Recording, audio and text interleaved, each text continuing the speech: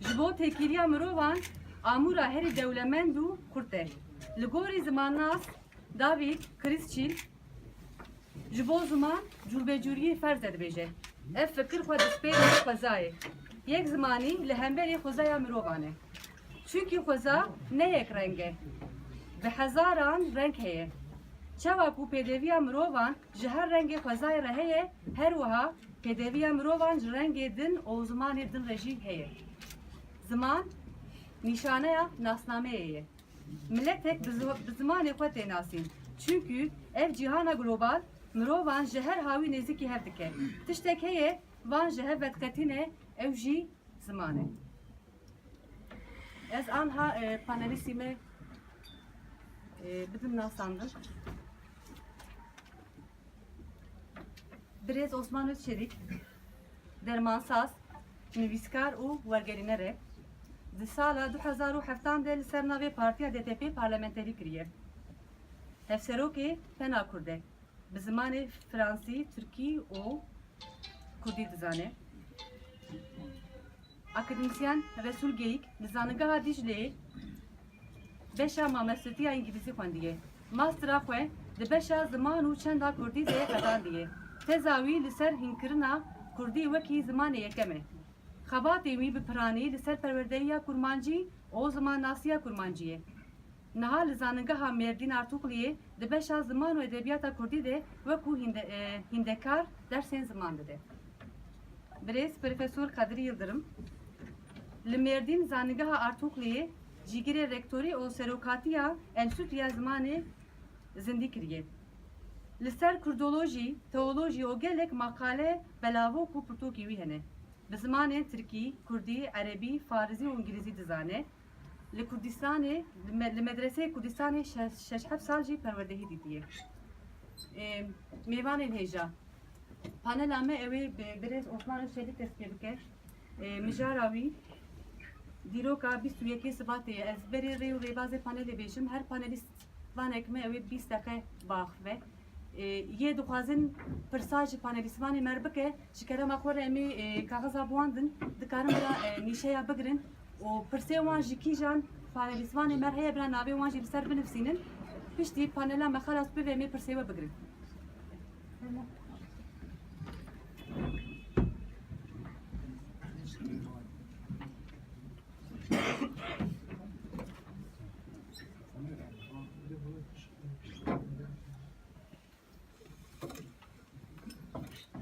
Benim mikrofonum dahil.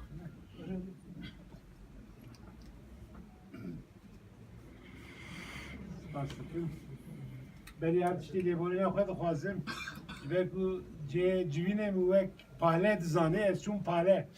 Ez li pale bûm, midît kes tune, ez sekinim kes tune. Paşê min bernameyê mêze kir, tuna ve ya êvarî li paleye. Ji ber wê şarşiyê ez liborina xwe dixwazim. Hevalno em di her 20 Sibatê, 21 Sibatê de roja zimanê dayîkê bi hev re pîroz dikin. Belê ziman ne bona rojekê ye. Cejna zimana ne ji bo rojekê tenê ye. Divê bi taybetî ji zimanê me Kurdî divê her roj em zimanê xwe pîroz bikin. Em ji pîroziyê wê de em zimanê xwe zindî bikin, zimanê xwe biaxivin, bi zimanê xwe binivîsîn. Ber ku zimanê me weke gelek zimanê din jî li ber xetereyekê ye. Di sala 1952 de li Bangladeşê hûn zanin piştî İngilîstan, Hindistan û Pakistan terikandin dagirkerên emperyal yên İngilîstanê Pakistan wek du Pakistan avabû. Pakistana Rojhilat û Pakistana Rojava. Di Pakistana Rojhilat de Bengalî hene. Yani niha jî navê wê devletê Bangladeş e. Belê Pakistan hikmê her du Pakistana dike. Yani Bangladeş û Pakistanê zimanê Pakistanê Urdî ye. O zimanê Urdî li ser her du Pakistanan, ango li Pakistanê û li Bangladeşê de ferz kirin ku herkes bi Urdi baxıfe, zamanı fermi urdi be. Bele gele Bengali direjin zamanı me Bengaliye.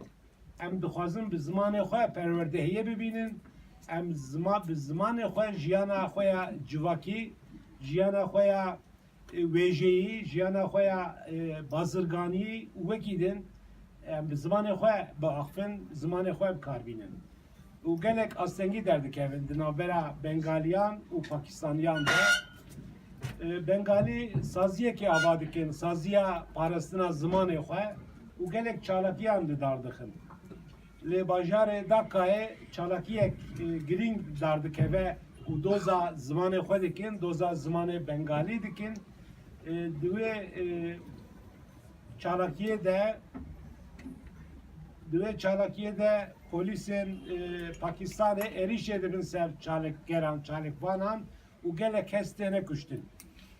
Ew dibe rojeke gelekî girîng li dîroka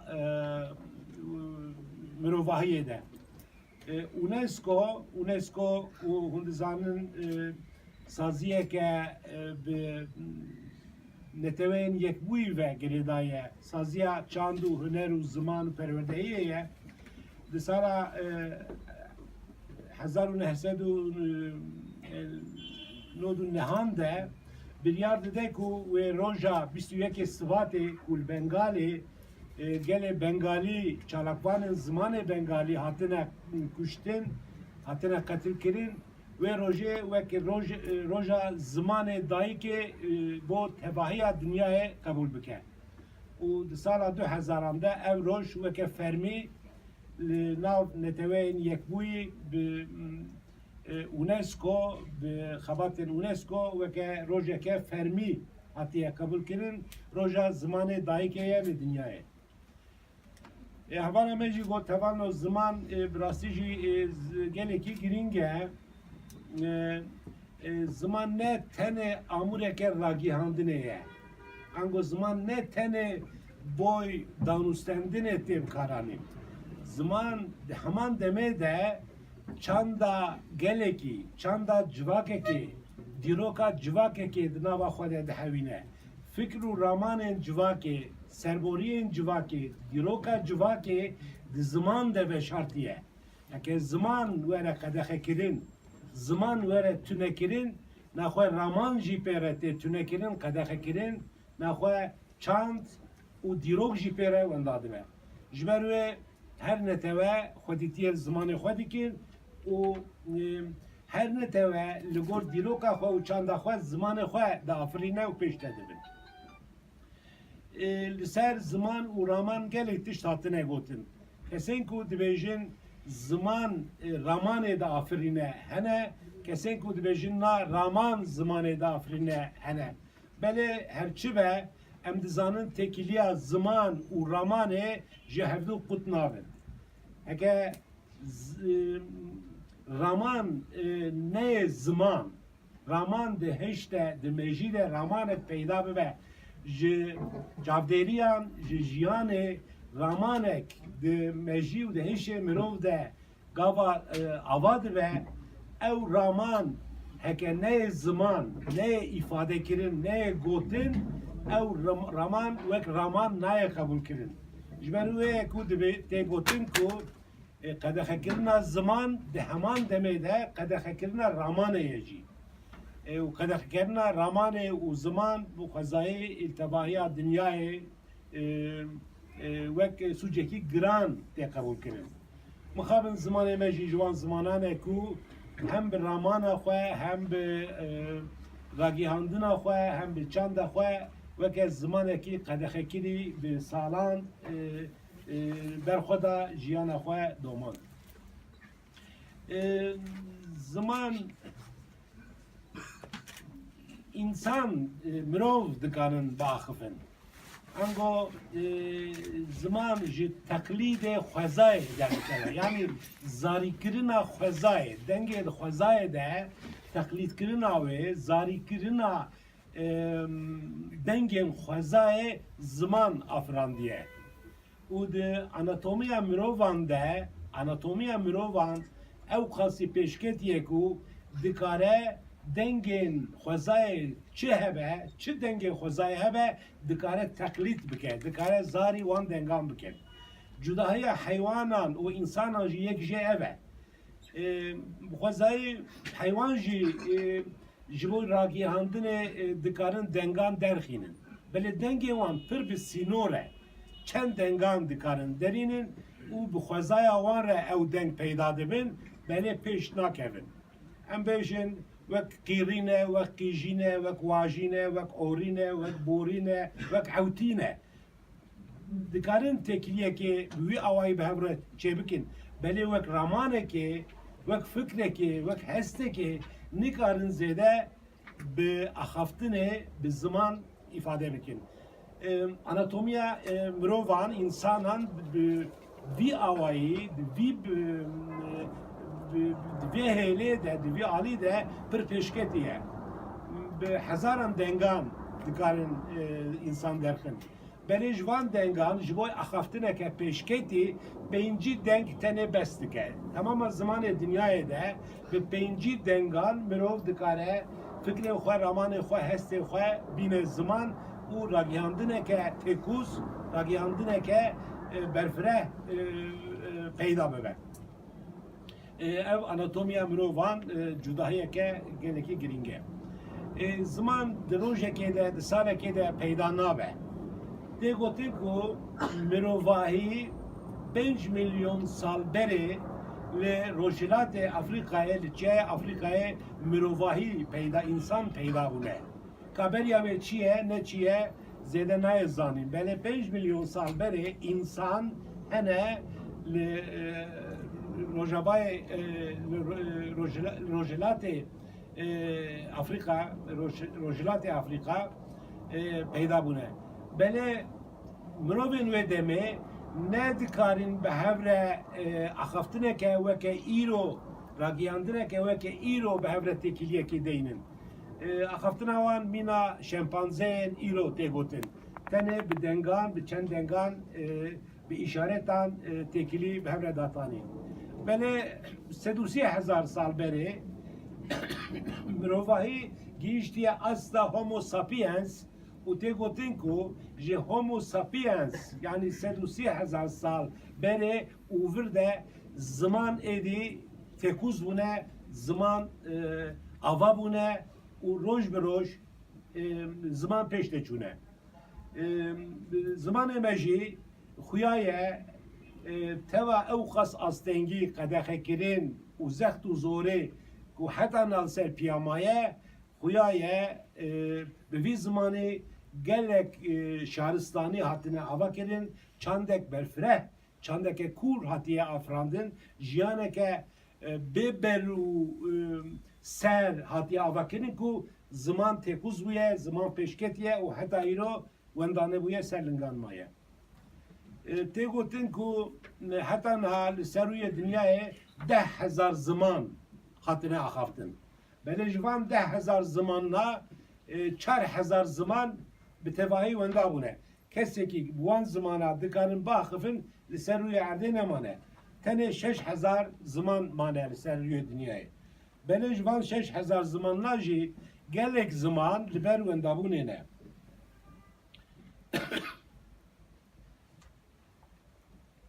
Belê ji sedî nod û pêncê insanan ku 7 milyar mirov insan ser rûyê dinyayê hene ji vana sedî nod û pêncê wan bi 205 zimanê daxifin. Ku 205 zimanê serdest hene li dinyayê. Her çi qas 6,000 ziman hebin jî gelek ji wan pir lawaz bûne li ber wendabûnê ne û 3,000 ziman jî hema li ber wendabûnê ne. 205 ziman li dinyayê ji aliyê milyonekî bêtir kes tê axaftin. Tenê 205 ziman. 375 ziman ji aliyê 5 kesî ve tê axaftin. 46 ziman henek û tenê êdî yek kes daxife di sala 2002 de tespîta UNESCO. Xuya ye wan jî niha jiyana xwe wenda kirine ew jî çûne. Ango tê gotin ku ji mehê 2 ziman, 3 ziman ser rûyê dinyayê wenda dibe. ji bo ziman heke zimanek ji aliyê zarokan tê axaftin zarok li kolanan, li zikakan, li malê, bi hevre, di lîstikan de zimanê xwe bikartînin ew ziman zimanekî ewlehiyê de ye, zimanekî zindî ye. Na heke zarok bi wî zimanî naaxifin, ciwan bi wî zimanî de axifin, nexwe ew ziman hêdî hêdî dikeve ber xetereyê. Ku zarok û ciwan bi wî zimanî naaxifin. Kesê navsere mîna 40 salî, 50 salî, 35 salî tenê de axifin, zarok û ciwan naaxifin, nexwe ew ziman di xetereyeke mezin de ye. û heke ziman tenê ji aliyê kal û pîran ve tê axaftin, nexwe ew ziman di demeke kurt de dê wenda bibe. Di vî warî de zimanê me her çi qas di xetereyekê de be jî, ji ber ku zimanekî gelekî kûr e, zimanekî gelekî dîrokî ye û bi vî zimanî gelek berhemên edebî hatine afirandin, çandeke mezin hatiye afirandin, ziman serpiyamaye. Gelek civîna de got li Fransa saziyeke ye, saziya ziman navê wê li dinyayê Fransî. Wan lêkolînek kirine li ser zimanên dinyayê ku hene. Gelo ev zimanê ku hene di çi astê de ne ser wê lêkolînek hatiye kirin, di wê lêkolînê de gelek pîvan hatine berçavan. Ji bo her zimanî gelo zimanê çend dewletan e ew ziman. Gelo bi wî zimanî çend pirtûk hatine nivîsîn. Gelo bi wî zimanî çend kovar rojname hatine weşandin. Bi wî zimanî çend stram, kilam, dûrî, kilam hatine gotin. Bi wî zimanî çend malperên internetê hene. û gelek pîvanên din, 10-12 pîvan daneber xwe û lêkolîneke kûr kirine. Ev kovareke bi rastî di dinyayê de kovareke pir ciddî ye û bi salan e weşanê dike çavkaniyeke gelekî girîng tê qebûl kirin tevaya dinyayê. Li Kurdî ser Kurdî jî lêkolîn kirine û Kurdî di nava van zimanê dinyayê de di asta sîh û duyemîn de derketiye. Teva ku ne zimanê dewleteke fermî ye, teva ku ber dibin zext û zorê de ye, dîsa zimanekî zindî, zimanekî ji aliyê gelek kesan tê axaftin û di rêza sî û duyemîn de ye. Yani tê wê manê, tê wê wahteyê ku 195 devlet hene li neteweyên yekbûyî. Dibêjin neteweyên yekbûyî belê ne neteweyên yekbûyî ne. Mîna İsmail Beşikçî dibêjin devletên yekbûyî ne. Ne neteweyan temsîl nakin. 195 devlet hene û zimanê wan gelekan aliyê duwarê pêşketinê de ji Kurdî gelekî kêmtir e. Ev jî em dikarin bi zimanê xwe fexra xwe bînin. Belê ev têr nake. Hevan o ziman heke nebe zimanekî fermî, nebe zimanê perwerdehiyê, nebe zimanê danûstandina bazirganiyê, zimanê hukûkê, zimanê wêjeyê, zimanê fermî, ew ziman çi qas berxwe bide, bila berxwe bide, wê roj were tunekirin ji holê rabe. Ji ber wê rewşenbîrên Kurdan beriya her tiştî divê têkoşîna me ji bo zimanê me bibe zimanekî fermî. Têkoşîna herî giring e ji ber ku ziman em dibêjin hebûna me ye, hebûn jî bi hebûna me jî bi jiyana zimanê me ye û ziman divê bibe zimanekî fermî. Zimanê dewletê an jî ne dewlet be jî sistemeke wek dewletê fermî ew ziman bê karanîn. Bi hezar zahmetî li ser perwerdehiyê jî çend tişta bêjim, zarok gava ji diya xwe dibin, di civaka xwe de zimanê xwe hîn dibin. Heta 5-6 saliya bi zahmetiyeke mezin zimanekî hîn dibin.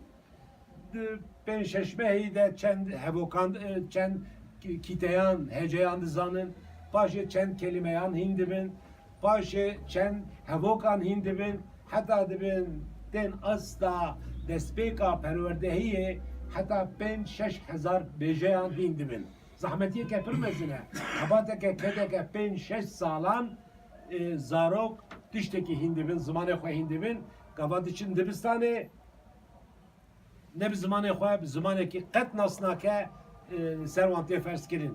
Ev travma ke pir mezin ser zarokan çedibe. Ev mijara havalên dinin ev bêjin kesên ku bi zamanê xwe perwerdehiyê nabînin bi rastî travmaya herî mezin bi zamanekî biyanî li ser wan tê fers kirin wî zamanê biyanî gava hîn dibin wî zamanî jî qenc fehm nakin û ji zamanê xwe bi dûr dikevin. Ji zamanê xwe hez nakin, ji malbata xwe hez nakin, ji neteweyên xwe hez nakin, heta dibin dijminê neteweyên xwe.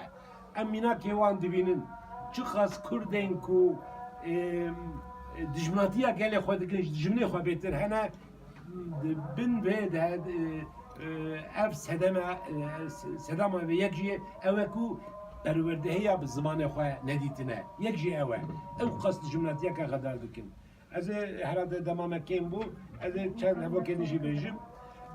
Ji ber ve perwerdehiya zimanê zikmakî pêwîstiyeke jêneger e.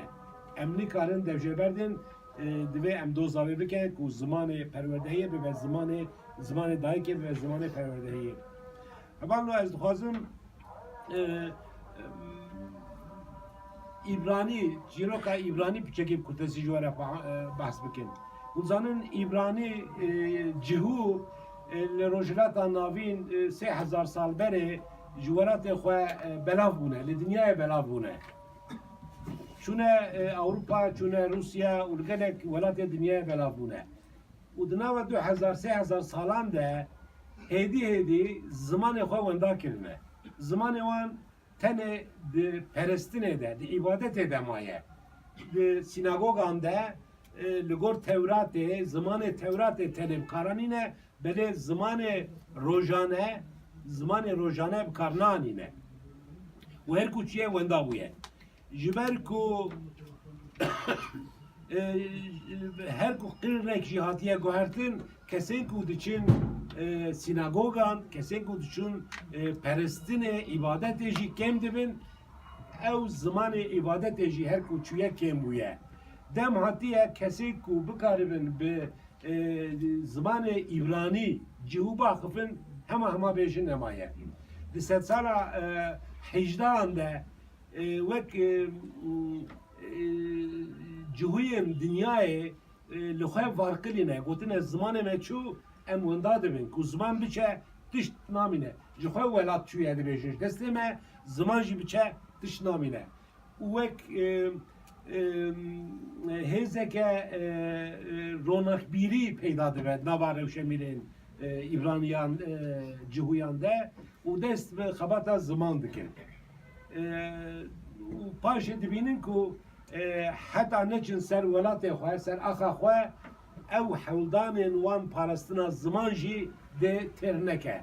û biryar didin ku li welatê xwe vegerin û li ser axa xwe zimanê xwe pêşte bibin. Dest bi perwerdehiyê dikin. Navîna sara 18 de romana yekemîn tênivîsîn ku hema bêjin kesê ku bikarin wê romanê bixwîne jî tune. Paşê fikra Siyonîzmê tê avakirin û bi Siyonîzmê re jî dibêjin divê em bi zimanê xwe baxifin, em bi zimanê xwe bixwînin û zimanê xwe pêş te dibin. Radibin koç dikin tên İsrailê. Celadet Elî Bedirxan bîranînek xwe wisa dibêje. Hûn zanin Celadet Elî Bedirxan di sala 1919 de ew çend hevalên xwe derdikevin Kurdistanê dibêjin waya Osmanî belav bû dibe em jî Kurdistana xwe ava bikin. Tên li nava Şêx û Belew, Axa û Rewşenbîrê Kurdan digerin ku Kurdistan'ı ava bikin. Beni tü rağbet-i nabinin kesmiş ki yavan nakin ve digere civan ejikhe ve digere diçe Almanya. Almanya felsefe dixwîne ew kamuran bedirxan birayê xwe. Ez çekî xwazim behsa wan bikim bi kurtasî birayê wan Safet û Tevfîk jî li Almanyane. Kamuran hukuk dixwîne, Celadet Elî Bedirxan jî felsefe dixwîne. Piştî salekê bi Almanî ji rojnameyên Almanan re makaleyên felsefe û hêjeyê dinivîse. Belê Almanya di rewşeke gelekî girandê ye birçîbûn, tunebûn, perîşaniyeke mezin heye û celadet û birayê xwe jî li perîşaniyê de ne debar nakin celadet dibêje ez ê vegerim birayê wî Süreyya û bavê wî Emin Alîbek li Misrê ne birayê wî Süreyya dibêje were miştere karek dîtiye were em vî were İskenderiye Misrê diçe wan salê xwe li Almanya celadet rojnivîskê dinivîsîne her roj çi serê wan de hatiye dinivîsîne dawiya wan rojnivîskan de ser mesela cihûya ez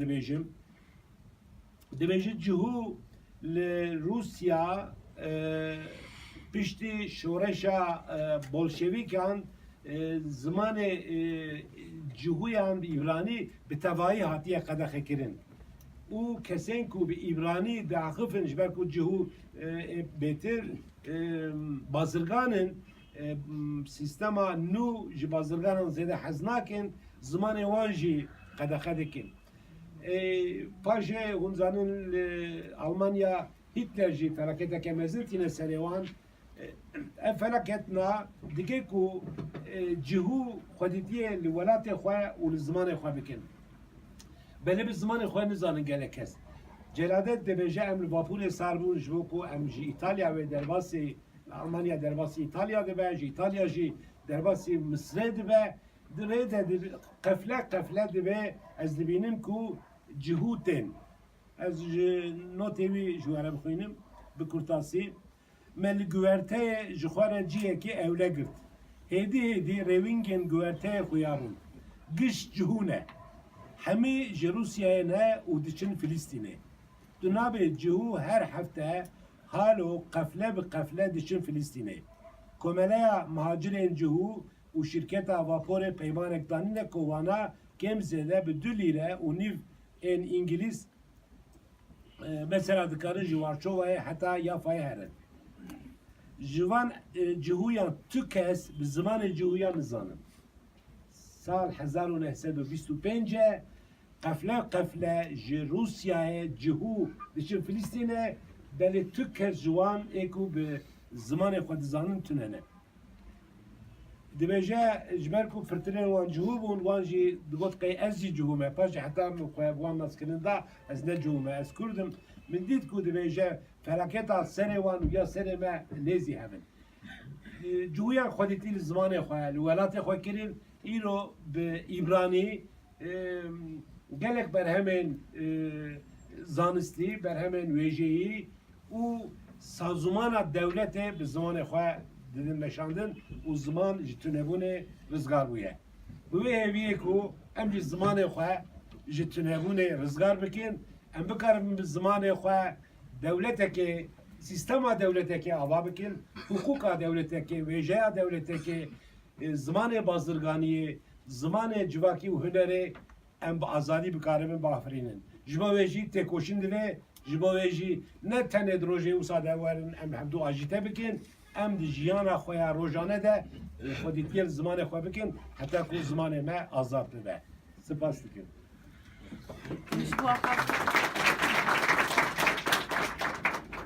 Em ji bo axaftina Birêz Osman Şerîk spasiya xwe jê dişînim. Anha ji bo axaftinê mamoste Resul Geyik ew ê ji me re behsa zimanê dayîkê û perwerdiyê bike. Mafê axaftinê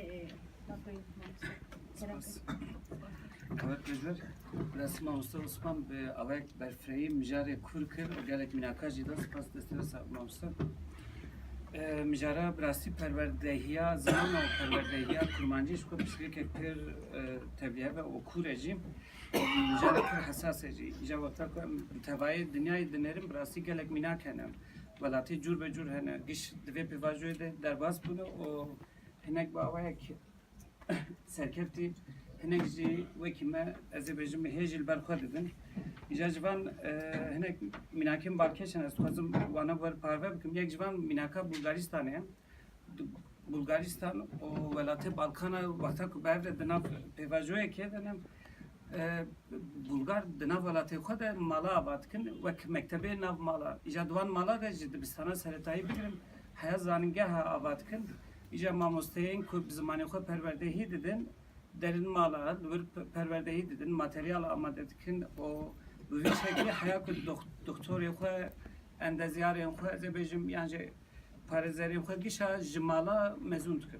مثلا جبلی وان مناکا پولونیا هست اوجی براسیج بوم بالکشم وقتا دشری روس پولونیای و گاوه افتشترته هم بریم ایجا زارو کادشینن دبستانه روسا زمانی روسی فردبن لدوی دمی ده دی ساجی جبوک زمانی وان وندانه و بدزی پرتوکین بزمانی پولونیا هاتنه نویسین لمکتبا دناف پرتوکین روسی ده ودشیرن و دناف برا ده یعنی ده درزه ده از بیشمیانجی ده پشتی درزه دناف هر ده کم ده بندجیون و زمانی خواه باوایی کی دناف خود بکارتینن جا اف مینات گلکن لحوجه جا جبو کرمانجی جی مروف هندشتا بده فکر برچاوت چما و نبیجنج برکو نه خباتیم هنه پرانی لسر ویجه نه لسر زمان نه گلک هلبسوان ما هنه گلک ویجوان نه اوانج گیش براسیج بو هبونا زمین از بیجم تخازیج دور به دور ابگن حیا هرما گیشم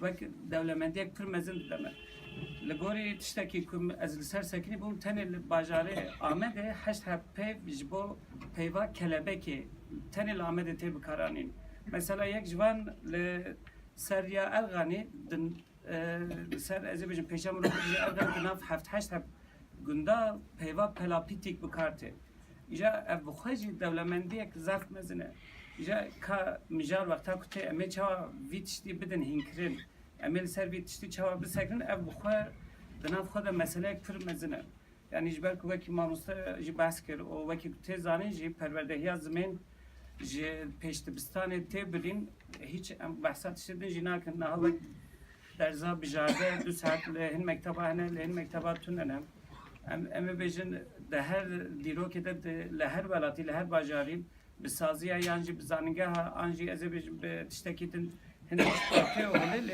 هر وها افتشی جبر کنه باوی که ریکوپه که نه سیستماتیکه جربک از وقت جرباندنین کوپک ته جانا انجام اندگرین جانا جناگره ایجا وقتا که مروف لبانا که شاد نره براستی حوجه نرینا مروف لسر بیتشتی اوه که بره کوپک بم یعنی ولاتین که خودی دولتین جبو زمانی خواه سازی آباد کن و زانگه ها زانگ فاکولتهین پروردهیه وکی دبیجن ایتم فاکولتهسی آباد کن یعنی پیوا کنه ها وکی بپرانی تیم گوتم پداگوژی آباد بم ایجا به وی شکلی هنکرنا زمانا لگوری زمانا باوی کی ریک پک ته هنکرن امو خابن امجبان تشتا گیشا محروم ایجا تنی ایجا امی بیشن که چی بندم مثلا سال 1920 ده که هون پرتوکه که انجی بیرانن نوردین زازا بخوینن تنی وقت میناکک دوی پرتوکا نوردین زازا ده از راستی در دوره 35 هپیون که بدلی دست پیدا کن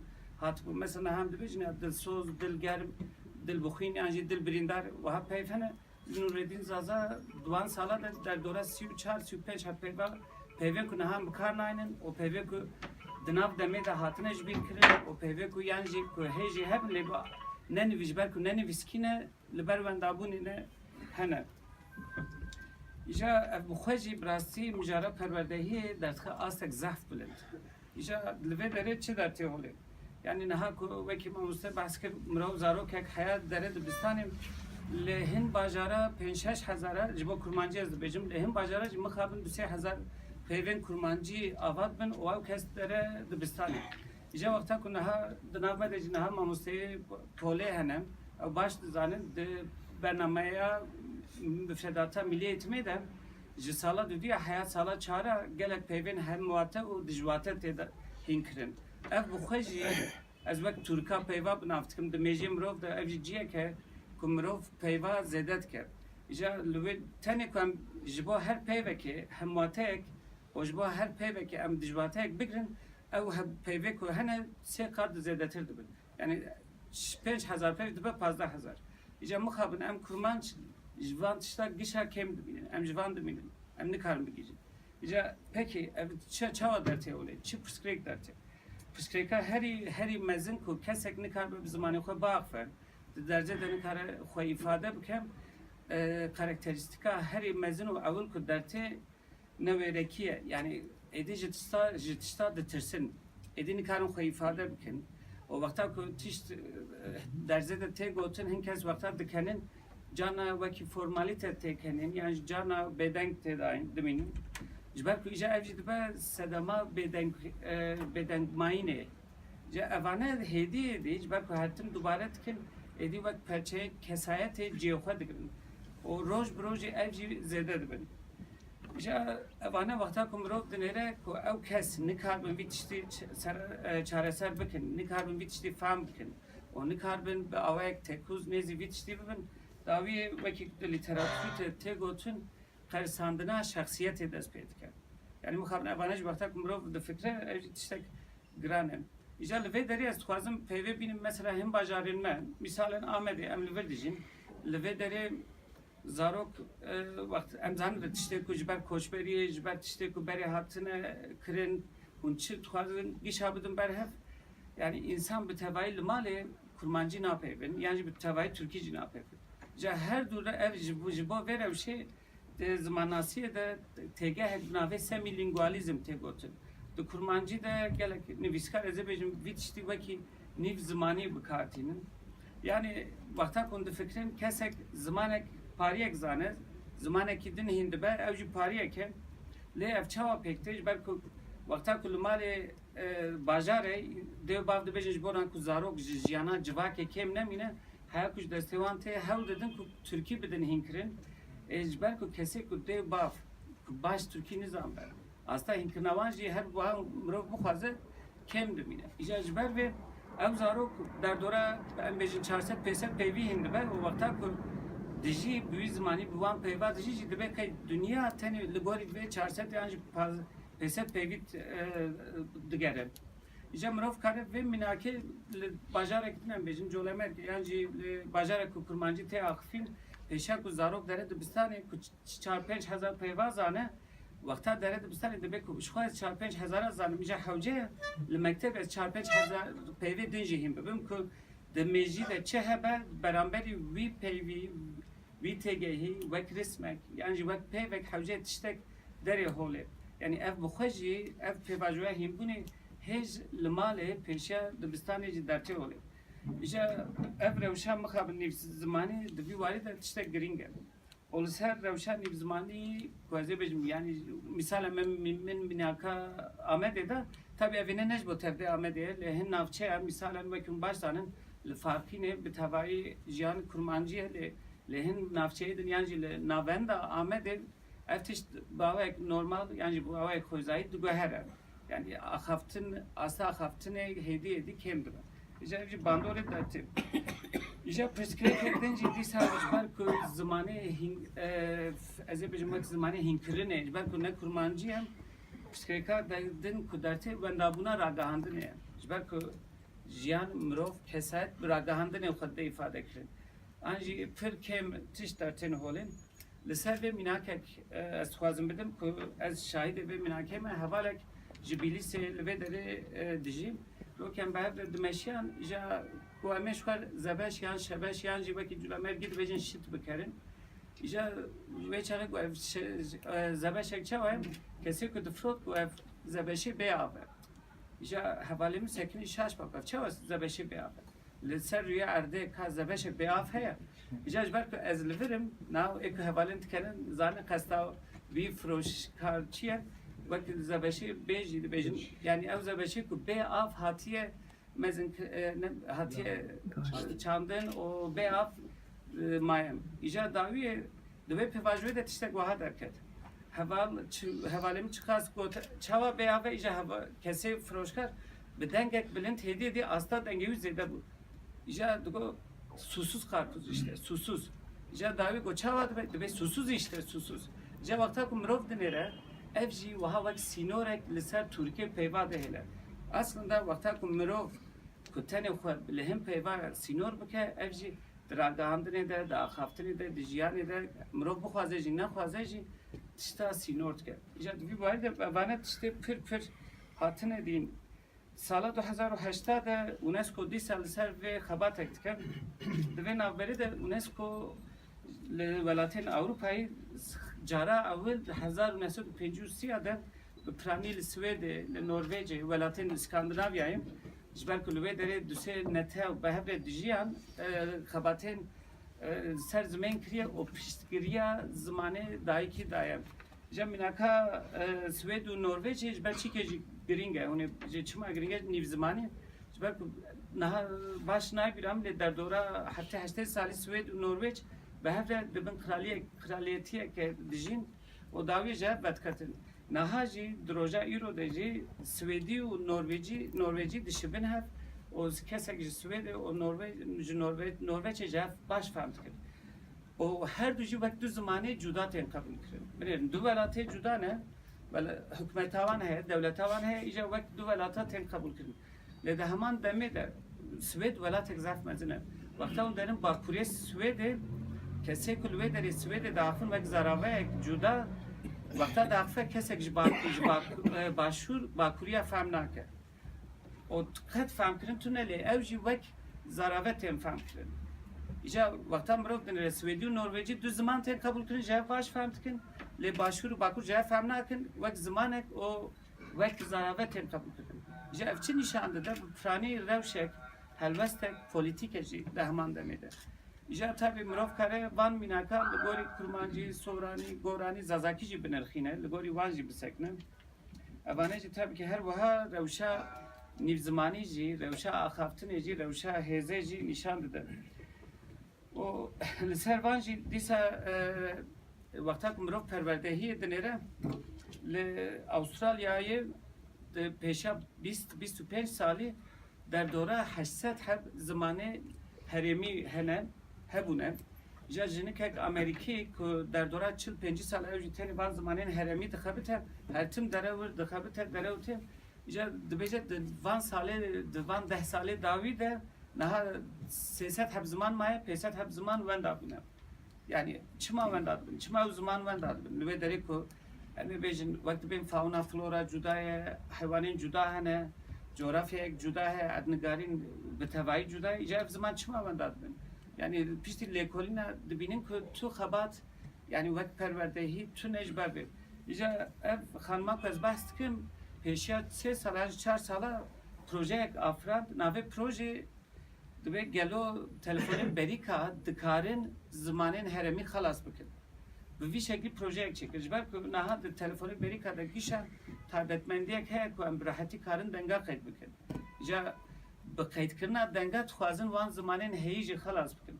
Wexta mirov dinêre diwarê ev projeyek erzan e, projeyek ne zehmet e û bi hema bi herkesî jî telefon hene. Çika ku hûn bên herêmame telefonê herkesî du hebin, sê hebin. Yani em karin van projeyê du sê cara jî zêdetir jî bikin ku em bixwazin. İja bi vî şeklî ev bu 3-4 sal xebat tê meşandin. Rastî hayî ji encamê tune en zanme projeyek çend salî bû lê wê demê mixwendi bû. İja wexta mirov li vana dinêre. Mirov kare her gallerê binêre ku zimanek li ber wendakirinê bû, wendabûnê bû. İja niha li dibistana tê xwendin, niha heftê ev xwendekarî wan hene. Lê dibêjin em ê vî heftê xwendekarî vî zimanî bi tevayî xelas bikin. Yani gelek tişt hene ku ji perwerdê derbas dibin. İja ku mirov bi perwerdê û bi perwerdeyek rast li ser vê jî nesekne, ew tiştên heyî jî derin. Mesela Mînaka Nûreddîn Zaza ku wexta mirov bîran pirtûka wî ya bîranînên min dixwîne mirov zindîbûna zimên an jî ew xweşbûna zimên bir awayek zimanek rehetî dibîne ku ew ziman wek şeta yani ji rûbarek mezin wiha diherike. Ku ew herikanin heya dilê mirov jî diçe. İja ku em bên ser teoriyê îja hînkirinê, hînkirinek çawa. راستی دوی واری ده زمانه یکم زمانه دویم گلک تگه نه زمانه بیانی زمانه زکماکی yani gelek tiştene o pir zamanı dü zamanı gelek kabatene lelvet işte jibome green zamanı yakam bu zamanı duyamam jiber ku çıma jikol zamanı kurmancı yani zazaki yani her ligori herem bir anji ligori bajar zamanı me zıkmaki eftiştek te kabul kırın le jiber ku van sedemen ku ya avulji ku jib peşte bistani o dibistana seretayı ku ev perverde nay dayin olve deri zamanıme lastaki disekne ku ev teni dibistana seretayı da ev za Türkiye peyvaz se cara fred ben mezin de ben peş dikeve ku jibir kem dimine o em gele kesa jizanın ku misalen jiyana rojana da brahati da dikare bakfe ku ifade bike işte ku godari bike famke le mukabil le dereke disekne le her vaha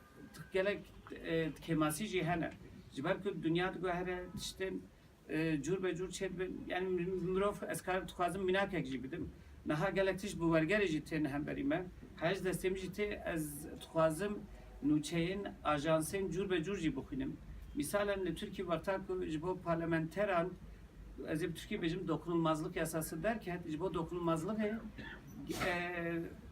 çapemeniya heremi mesela peyva destline daine bkarani bu. Mesela destline dain bir tevai vergera Türkiye bu. Le de hemen deme de Sputnik o Rudavji peyva Paris bendiye bkarani. Mesela Paris bendi onu belki tunu famtkin Pariser perest. Giş koka belki Türkiye zebejim korumak jürte. İşte demek ki em Xudiye gelek peyvin rastu başı le havce beri her tişti em devlemendiya xwe li nav xwe jî binerin tenê bi wergerê yan jî tenê bi çêkirina peyva mirov bê hişmendî dikare zararek mezin jî bide zimanê xwe ji li vê derê hewce mirov bi vî şeklî baldarî nêz bibe İja tiştekî din jî wexta ku mirov têdikeve ez ê bêjim niha li Türkiye'ye em tenê behsa xwe bikin yani hinkirini em binerin hinkirin jali hinek saziyan o li dibistanên seretayî yani dibistanên navîn wekî zanin wekî derza bijarde têdayîn li zanîngeha dasta master ajî pêşa du sê sala hinek doktor hebûn bu 2 sal mesela zanîngeha Diclê êdî di fiiliyatê de xwendekarî doktorayê nagirin bi vî şeklî kemasî jî çêdibe yani de asteke li ev asta ku heye jî têr nake yani vakta ku mirov dinere li her welatî misalên li Türkiye'yê Türk Dil Kurumî heye misalên li Fransayê saziya zimên heye li Almanyayê enstitüyê Goethe'ye yan jî enstitüyê hene ku bi vî şeklî her tim li ser zimên kar dikin tişta da afînin biryara didin yani misalen li Fransayê pêşa 4-5 sala ji bo zimanê Fransî du demên borî hebûn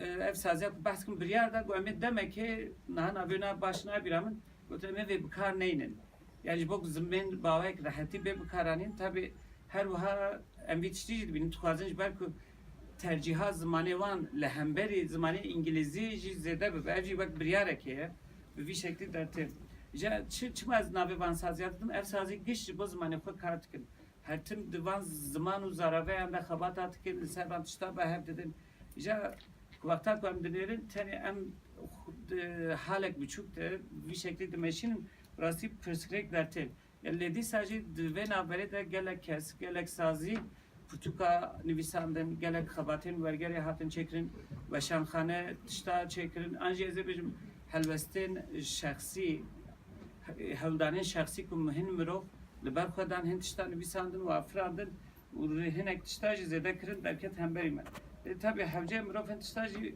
kur bike taybetmendiyê zimana jî mirov ji bîr neke ji ber ku gelek kes vakta misalen pirtûkek amade dike li zimanek bi piranî jî li Tirkiyê zimanê Tirkî wek referans tê girtin û li gorî vê tiştek ji nû ve tê afirandin li ew tiştê hatiye afirandin minak kurmancî ne lê rê û rêbaz û rêgez bi piranî ji zimanê referans hatine girtin ja di vî warî de hewce misalen mirov taybetmendiye Kurdî ya mezin nîv ergatîviye mirov ji bîr neke an jî zayent ev mijam misalen di Tirkiyê de tune lê kurmancî de hev ev materyalên tê amadekirin li gorî van pîvana bên amadekirin o mantığa Kürdi ji zamanı din ji cuda ne ve derim işte Kürt balkeş belki baş zanen le Türkiye vakta kumjarak ne hoştu be insan bejin ya 3 günlük dünya işte. 3 günlük dünya çiye do euro usibe. Le de kurmancı da belki 1000 cari mi khale khaltikafa bistiye de bejin dünya duroje. İşte Cenab-ı Hak bahane ka khaltika khoya jet bizim çima dünya duroje. Khaltika bit bekrem dünya doya o euroya. Sibe tune yani din mantığa kurda da ama sibe hebben tune. Vakta kum mirov ve hevokej dinlere brasti mirov jaliye ki jet eşya. Yani çimaj belki em fakire kurda gerek işte mecaya em nizan sibe çiye tune.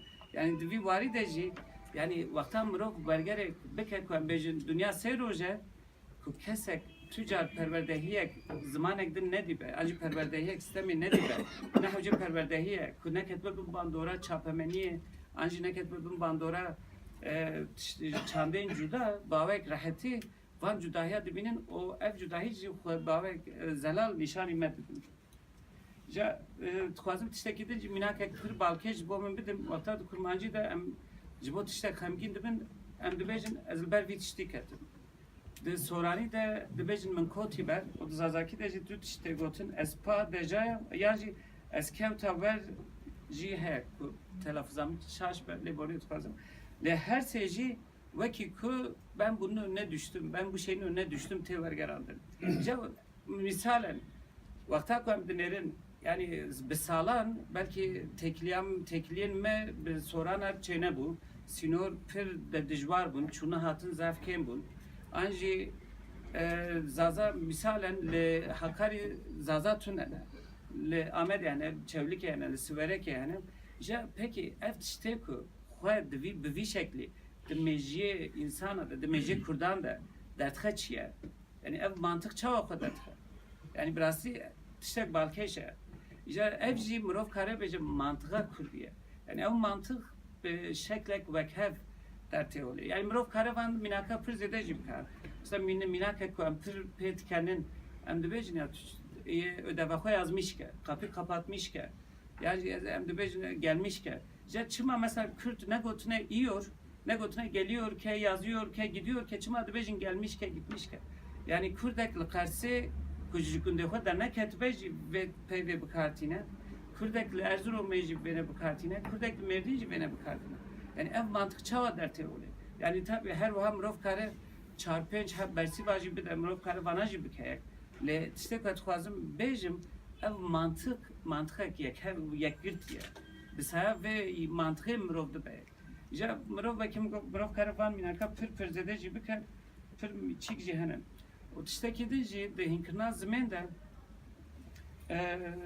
çar şiyan emde bejin şiyan ve kabiliyet yani 4 temel beceri tegotum bütün yani xwendin nivîsîn guhdarîkirin û axaftin îja bi planî sistema perwerdehiya Tirkiyeyê ji ber ku bêtir li ser rêziman û xwendinê ye yani ew bêtir çalake êdin kêm dimîne îja her ku em bixwazin Türkî jî bidin hînkirin Kurdî jî bidin hînkirin İngilîzî jî bidin hînkirin hema em dibêjin bismillah û em dest bi rêzimanê dikin em dibêjin present continuous tense û em dibêjin ajber îja ev çi nîşande de yani rêw rêbazeke ku mirov bi tevahî di rêzimanê de an jî tiştê ku nayê bikaranîn de wenda dibe Mustafa Fatma li min dirê devam bûma eş xwe tirsiya îja ev jî ji ber ku tiştek pir girîng e îja di materyalên ku tên amadekirin ji bo hînkirina Kurdî be yani di hewce li vê derê ev tişkiş bên li ber çava bên girtin yani ku em tiştek didin hînkirin hewceyê xwendekar wan tişta binivîsîne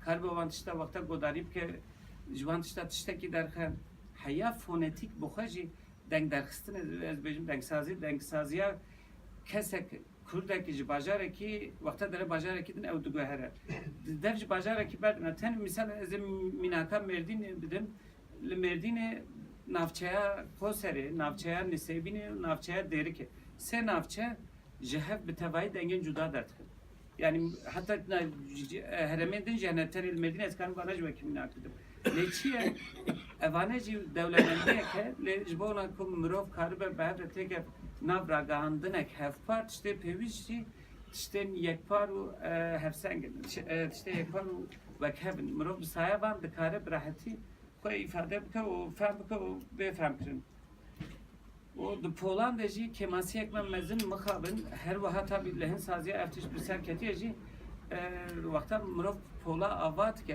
مثلا پیشش سالال دبستان سرطایی مکارت کرد و چاقیم ماموستا قدری و حواله دن پرتوکین کردی نو نویسنده بون و ایج یک جوان کسا بون سردما اول چاوات ملی eğitimi میج بکارانی لوی داره پولینما kesin خواندکارین تبلیغ بنه شکل پولکی de 35 çim kesene جبر که باجار bu bir şekli bu لگندا لکارازه سال 2000 ده pola avul kesketim de poli de haftaya du خواندکار هبون yani icab devci kurmancı Türkiye ben icab eci mamustayı İngilizce bin fotoğrafı bu haftaya du kesa min zamanı İngilizce bir tane hinkrin yani icab ber ve ev materyal Türkiye'nin kutin amadekirin havce ligori asta wan ve homojen ve kumrov karibe wana bukar binem icab evci zahmetiyek mezbek zahmetiyek mezin duhi em dibin المكتبة برا bazda biz kesebe ku sınıf ekbebe ku karbon derza bijarda bidin yani biraz di seridem goya mijare kure o hassasiyet belki gelek püskre kana havcem ro banaj karbe bida hinkrim o tiştek balkeş kudu putken kurdi de ez de binim balam de şine minaktayne yani de hemu zaman anda de hinkna hemu zaman anda vakta minaken ku ten dain ku bewate ben vate darbun tünnebe ve çağı خواندکار لیدنیره ورگرید که یا جی لیدنیره دخونه لی جبیرد که نه تنه جبو چیکه نه تنه جبو کرمانجی انجی انگلیزیه جبو همو درزانه yani matematik ve tuhazi biraz iştektim ve ku vata ku minaken kuten dain be vata ben şu boş bar haklı ev derim.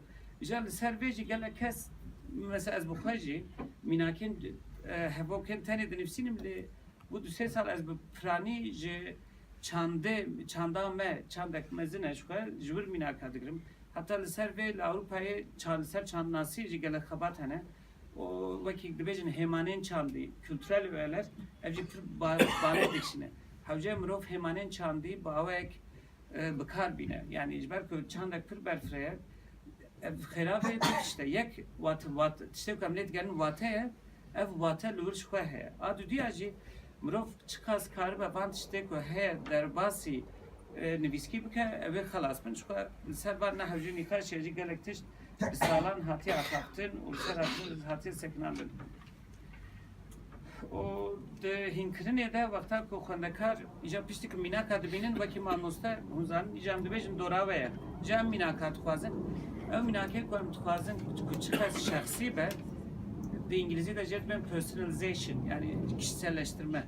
Küçük hesap karım van minaka bavek şahsi civan bigirin hem vatedar bun ederi hem jihim bun ve bavek zutirci deri hem berime. Le havce mrof karba van işte dubare ke bavek jibi de yekrin. İşte davice tuazım ser bir sekrim evci adaptasyon ecber mesela gelek kütükel zamanedin hene Türkiye, Farsi, Arabi, İngilizce, Almanya, mrof karib zaman ahare. O zamanedin de envan işte gışadı benim. De gele kes mesela van dinerin yan van işte bu bir şekli digirin. Yan jili gori khodu herinin her duji cana o bu pranici kemdir. Ja da adaptasyon da hece mrof pür baldar be.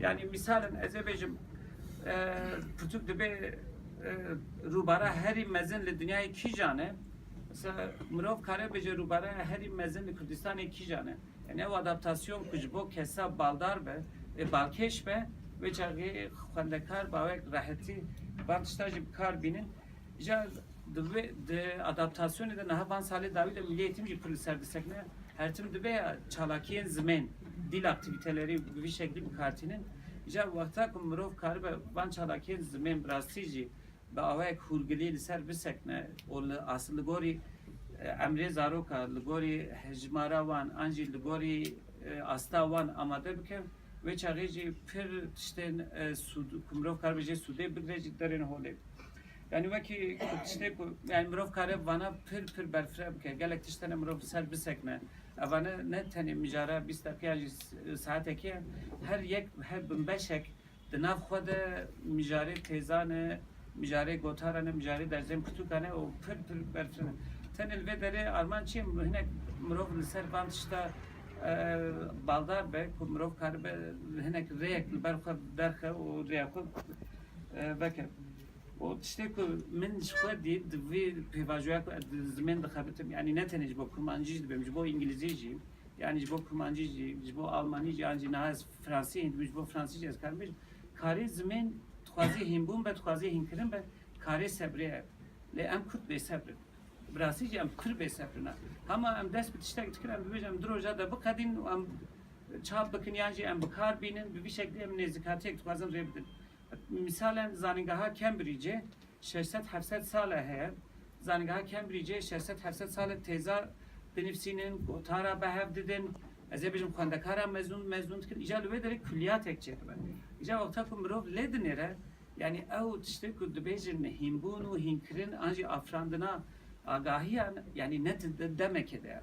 İja hewce em jî awayek sebrê nêzîkatiya zimên bibin. Mesela de terminolojiye de dibînim herkes bawek pir rahat peyve nû dafîne. Ez bi xwe jî yani. İja çi ye lê hewce mirov ser vê bisekne mantıqa wê çi ye? Kar peyvek heye tune ye. Yani ji ber vê jî sebrek mezin lazım e. İja ez jî bi sebrek mezin ve silav dikim. Spas dikim ji bo ku ve sebrek Em spasiyê xwe dişînin ji bo mamoste Resul Geyik.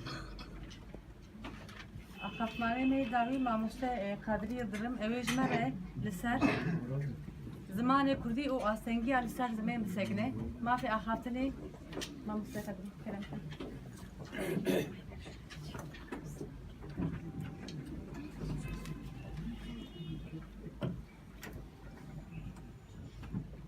Gelî mêvanên hêja serî de lêbirûn nexwe dixwazim ez min serma girtiye nek xirka min deşe belkî ez bikarim bi rehetî biaxivim.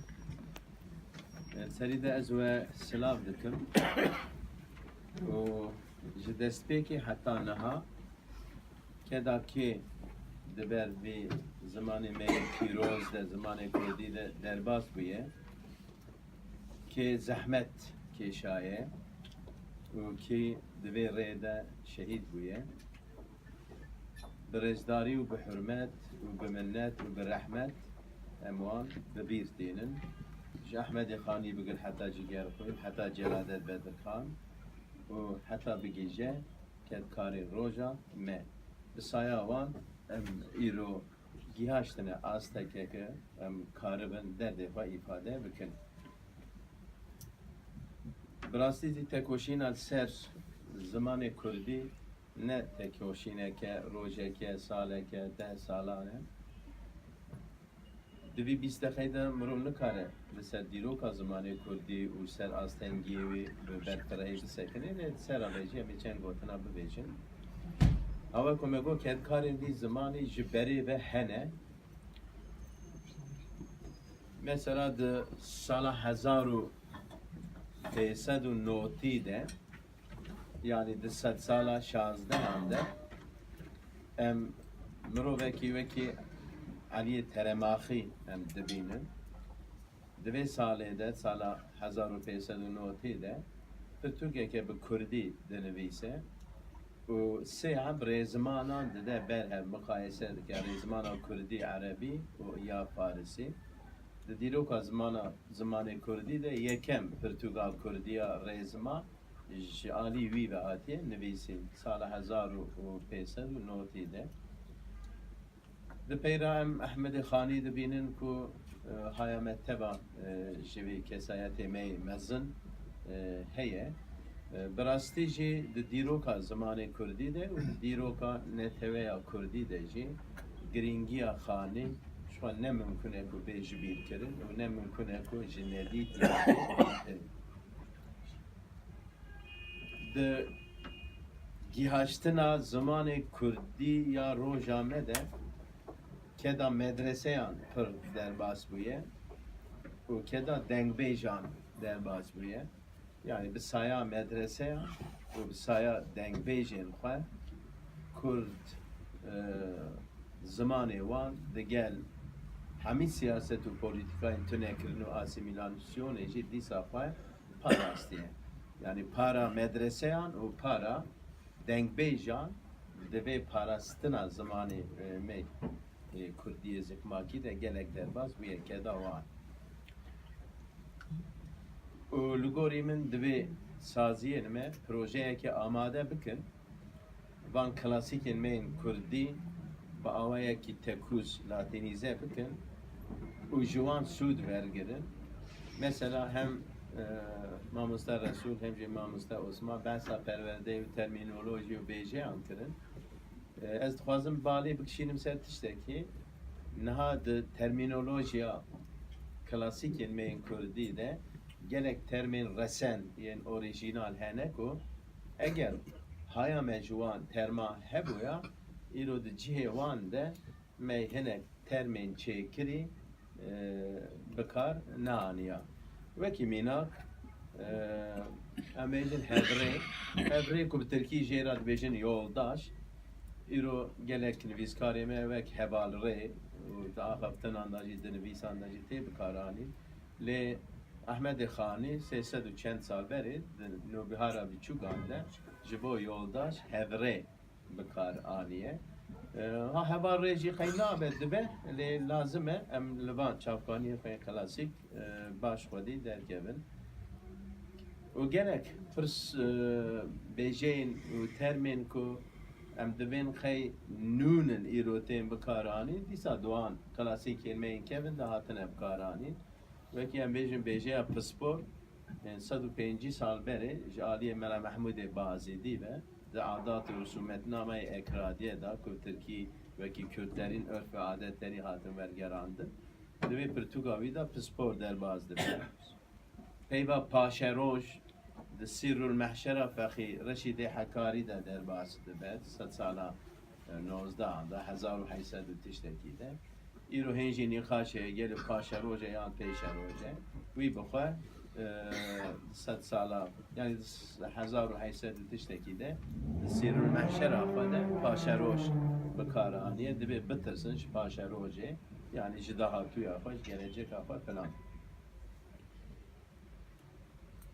Şeyh Abdüselamê Berzanî lazim em wî bi bîr bînin. Şeyh Abdüselamê Berzanî duyem di wesîqeya Duhokê de ji bo ku zimanê zikmakî bibe zimanê perwerdeyê, zimanê Kurdiyê zikmakî 8 maddeyan amade dike û navê wê wesîqeyê datîne wesîqeya Duhokê. Ev wesîqe dibe sebeb ku wî dawiyê de îdam bikin.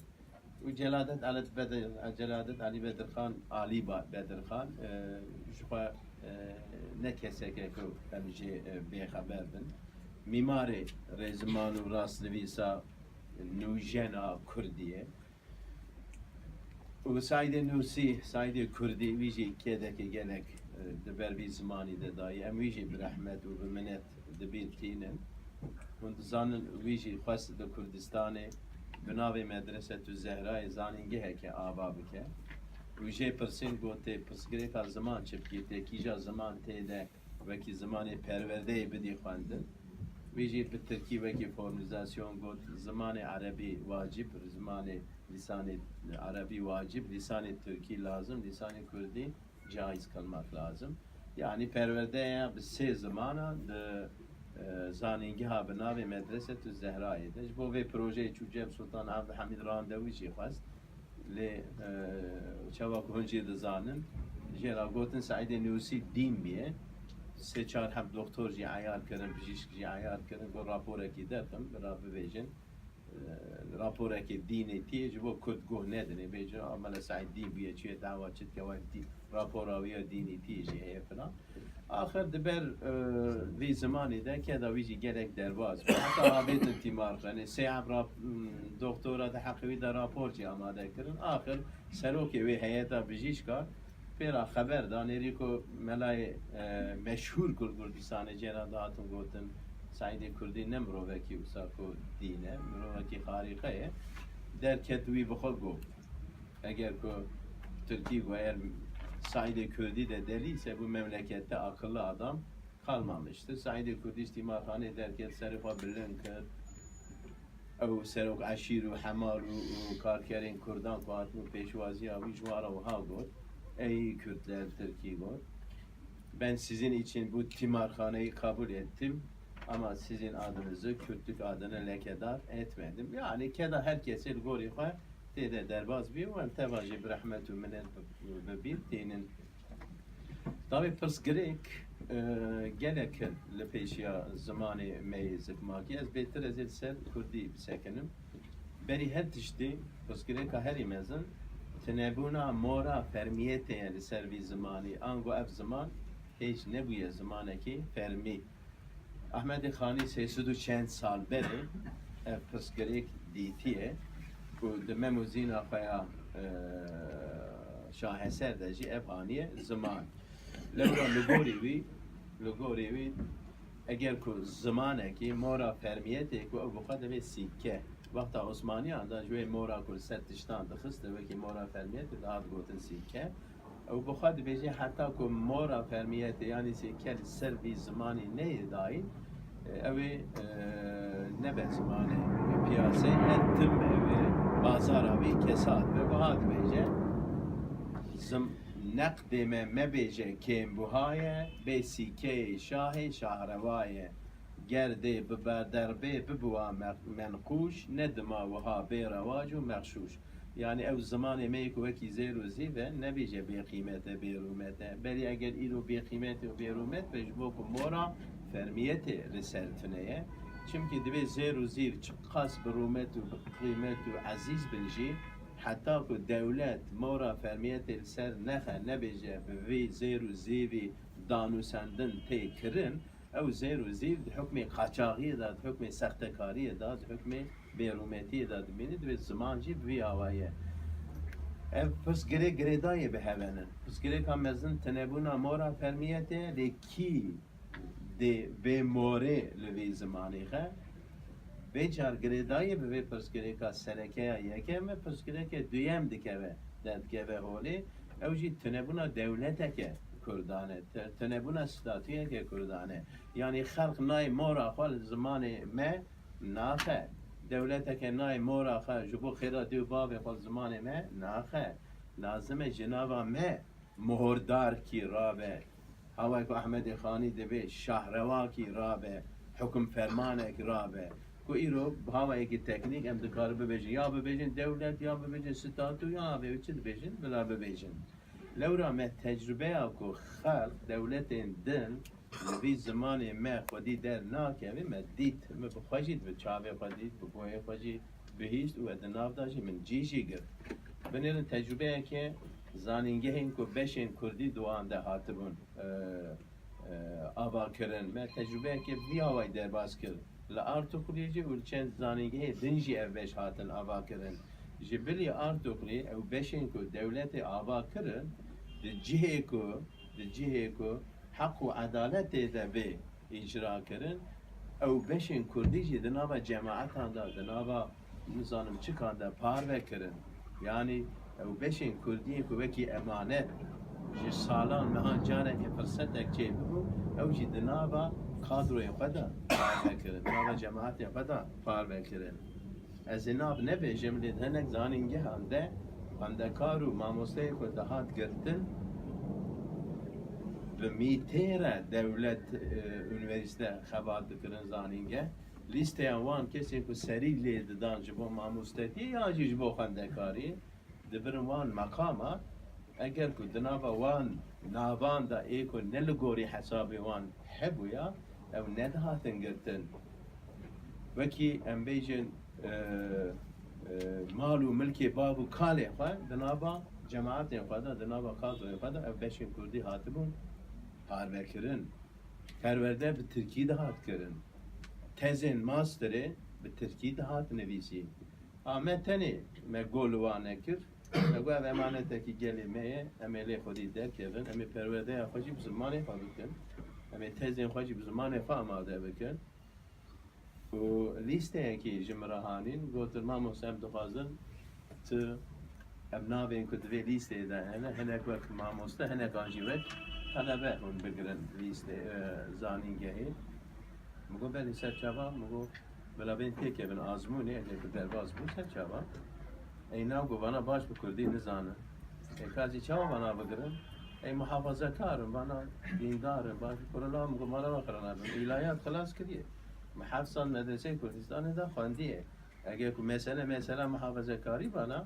منی بچوانا محافظه کاری ناس و دوست خوی منی تو بکرن بانیه نه بیا امانته که بیا عدالته بیا حق حقوقه روز آزمون لبر چاوه هم میوانا هم چاپامنی هم جی خواندکار و ولین وان مقطعاً هاوی دراوی هاوی چارش خوا ایداما فرمان ایداما میشین در خستن از خوازم مسئله بینم سر و خاله کس خیره خوا نایل وی زمان ما خودی ده ناکره لازم ام وکی کرد وک سیاستا کرد وک روشنبیرین کرد وک گلی کرد وک مالبات کرد لی خودی در کردن مگو سیاست یعنی مخابر أنا مدبين دولة شرا وصلنا كزمان يجكما كيو زما حق مناده حقوق مناده كأمش خاص لي خدي دار كده كأمش خاص سازية خدي دار كده وقت السياسة الكردية لقال أمش خاص لبي زمان خدي دار كده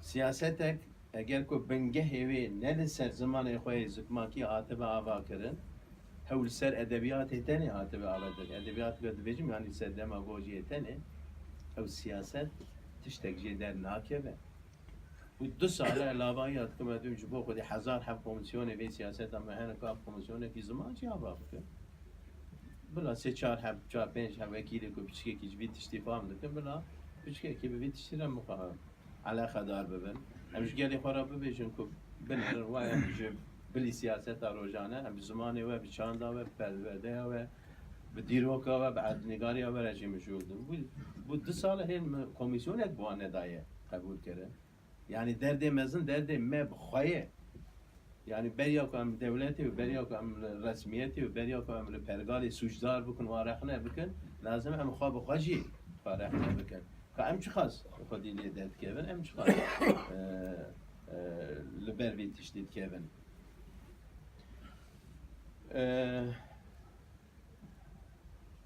طبعا دولت پرگال سیستم بنا حتی جوانته زمان خواه ادبیات خواه دیروکا خواه دینگاری خواه حتی ازمان دبن لگا با دور به زمان کردی دور به دیروکا کردی چاندا کردی ویژه کردی هنه گاوین خرس مرس آویدن لی اونجی زانه که اب گاو بچه آوائی بون قرآن پیروز ام بیجن ورگراندن کردی جبو کو به پروپاگاندا سروکوماری را بگیجینن و کی سیاست علی العجله کد بیجن درخست نیوی وی شاش نیوی وی راست بریا کو درخن از ارتوکلی و جمره شاند و ورگرا قرآنه میجی پیشش مهبون من لیکولین دکر راستی وی چوتی وی شاشی فلان درخست بو لیست ایوا تو منیری کو هم لیست خود تمام نکنه و قرآن آفا چاپ کرنه و المیدانا لباجی دکن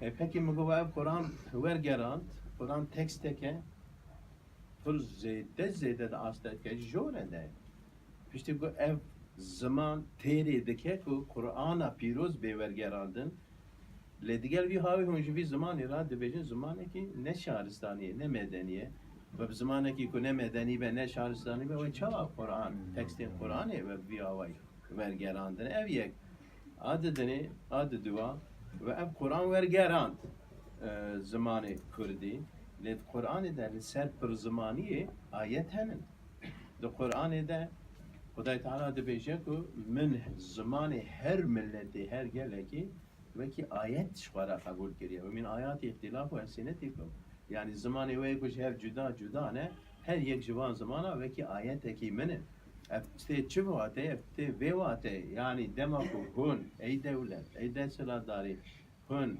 زمان کردی آسیمیله بکن قدر بکن نزانم تابر کل سر شهرداریا با کردی هاتنه نویسین عنوان راکن یا جی هون نویسی وان پیچوک بکن افته وی واته یکو هون آیت کی خودی آسیمیله کن آیت کی خودی جو هولی راد کن تمام جوالا دبیجن اما که باوری آوان چه خاص به خودی هی باوری آوان چه خاص به اسلام راستی هی او تشتکیده عادت دوان yani ilo diroka İslami demek bu emdinerin neziki 1500 sal beri خواپارستنا مافی خواپارستنا زمانی زکماکی آتیه دای ج انسان و دمیره یعنی دما کو ام دیرو که دنیره ام بیات بینن جناب پیغمبر علیه الصلاة و السلام هم ولاتی که یهودیت که به محکمه و قاضی و محکمه یعنی بیشتر حاکم و چاقه محکمه عربه حاکم به عربی زانه به عبرانی نزانه یهودی به عبرانی زانه زمانی ویزک ماکیه به عربی نزانه پیغمبر چی کرد؟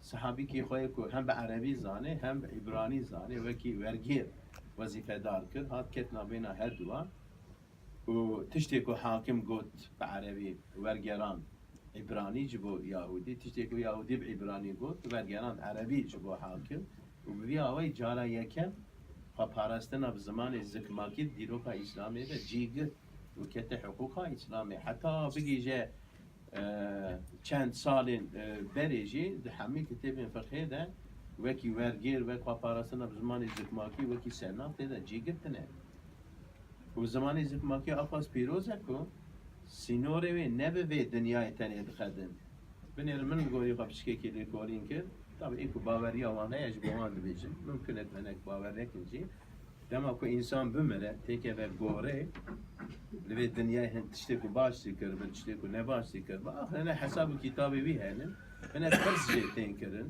دو گوره ده خدا نیتکیه پیغمبر نیتکیه کتاب تکی جانه فلان گلو اب پرس به چه زمانی جبوی مری تیکرن yani davia leukolinanda derket holiku من أو هبوك شيء جبال كريه ويسألاني كل أحد بلسانه دبي يعني أو من كانوا نكير كو أمبيشن 1% جوي مريد كن دقوري ده 1% جمري بالزمان زمري زكماكي دكن يعني نبى عربي دكن نبى تركي دكن نبى كردي دكن جبو يك يكون عربي نه كردي نه تركي جو كردان 1% بكردي دكن جو تركان 1% بتركي دكن جو عربان بعربي جو فارسان جو فارسي وسائر آخر ببياوي فأبتي فهم كرن كو آستنگیه که پر مزنه لپیشیا زمانی ما